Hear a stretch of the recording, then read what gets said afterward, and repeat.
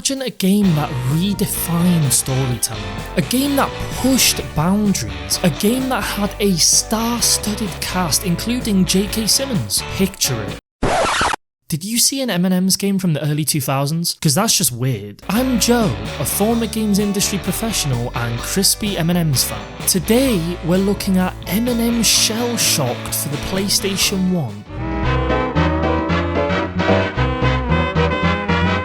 M&Ms Shell Shocked was originally released in America for the PlayStation 1 in September 2001. No, I'm not joking. It was released nearly a year later in Europe by Joe Wood Productions. 2001 was one of the best years in video game history. It came with many influential titles, including Halo, GTA 3, Devil May Cry, Final Fantasy X, Animal Crossing, and many, many more. It also saw the launch of the GameCube, the Xbox, and the Game Boy Advance. Pokemon's second generation was also the best-selling video game worldwide, keeping the 4-year streak running for Pokemon games sold worldwide. M&Ms Shell Shocked came through on an older generation console, and I can't comment on its impact as there are no reviews from the time. Oops. Uh-oh. No comments on its reception on the wiki. The one sales fact I found said 30,000 sold worldwide, and I don't even know if that's true. However, I did find an IGN summary that said it was a hilarious game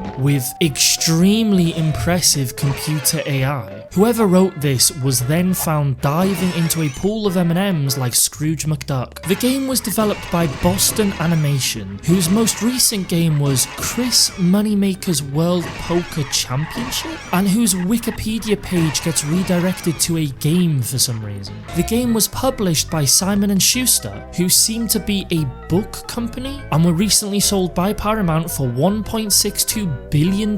M&Ms Shell Shocked was clearly an odd product from the start.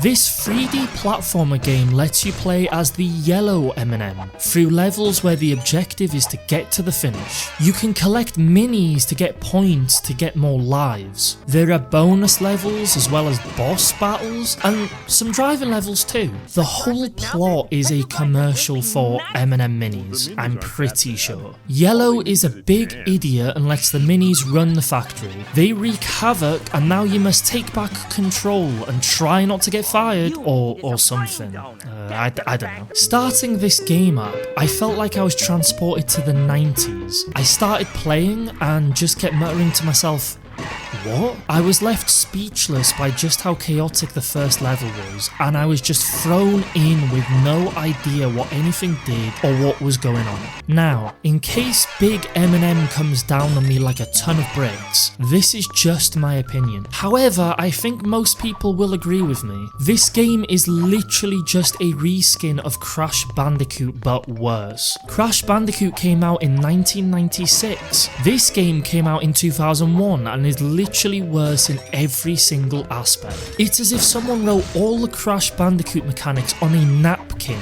and put it into ChatGPT with the clause, make it M&M themed. The gameplay is frustrating. The IGN summary did not mention that the yellow M&M controlled like a tank. However, when you're on a conveyor belt, you defy the laws of physics and go absolutely flying. If you're on a moving platform, the physics just get even more frustrating. Uh-oh. In more frustrating mechanics, you get killed by literally nothing at times. I had to hear the yellow M&M say, oops, uh-oh, like a billion times getting through this. But thankfully, lives are handed out like candy, so you'll never feel the sweet release of not playing the game anymore. You literally get like a billion lives for doing nothing. I'll temporarily stop bashing the game to say that there are bonus levels, secret paths, boss battles, and the way you progress through the game works quite well. Now back to bashing. Some of the boss battles are absolutely boring. Wow, you defeat this guy by going really slow and letting him walk into bombs. You defeat this one with paint? The main gameplay loop also makes no sense at all. You collect minis like 1 Oompa Fruit from Crash Bandicoot. However, they just contribute to you getting more lives, which you have a million of, so what's the point? In Crash Bandicoot, you could aim for 100% completion to get an alternate ending. There was also a plot that pushed you on, and there was also really great gameplay. Here you have none of that. To sum up the whole gameplay simply,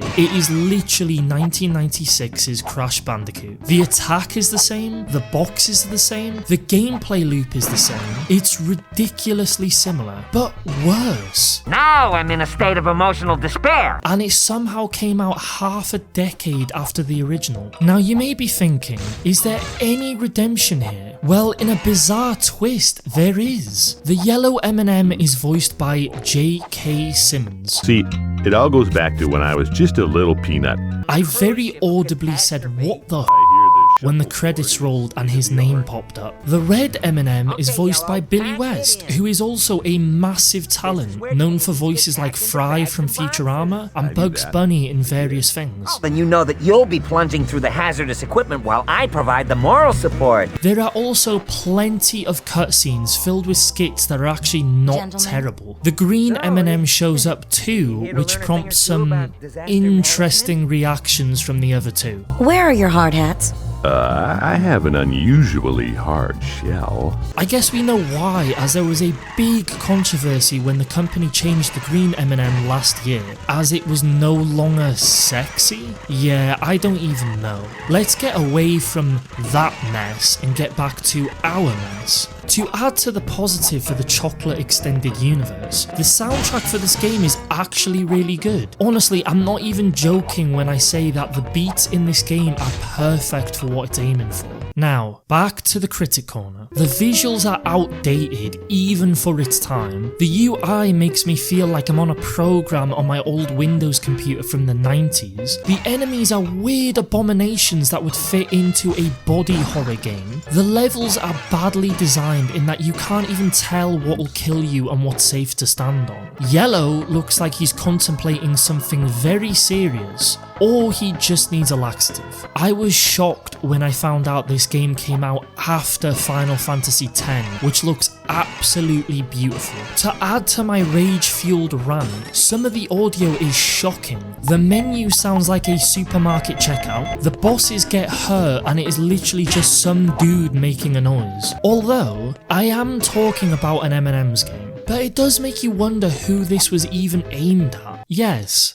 Who was this even aimed at? Well, weirdly enough, there was a period of time where brands were all over games. 7-Up's mascot had his own game in 1993, which was actually critically acclaimed. Pepsi had one for the PlayStation called Pepsi Man that ended up becoming a cult classic due to how absurd the game was. There was even one released as recently as 2006, a Burger King game called Sneak King, which came out on the Xbox and Xbox 360, and actually it was a financial success, although there was one fella with 2,706 copies. Maybe he bumped the numbers up a bit. So what the hell happened with this M&Ms game? It had the perfect formula, star-studded cast, gameplay mechanics taken from a successful franchise, awesome soundtrack. Well, I'd say that it wasn't an absurd enough game to be a cult classic like Pepsi Man, but it also wasn't good enough to be like Cool Spot. It also released for the PlayStation 1 well after the PlayStation 2 was already a thing. I genuinely do not understand why Joe Wood Productions published it for Europe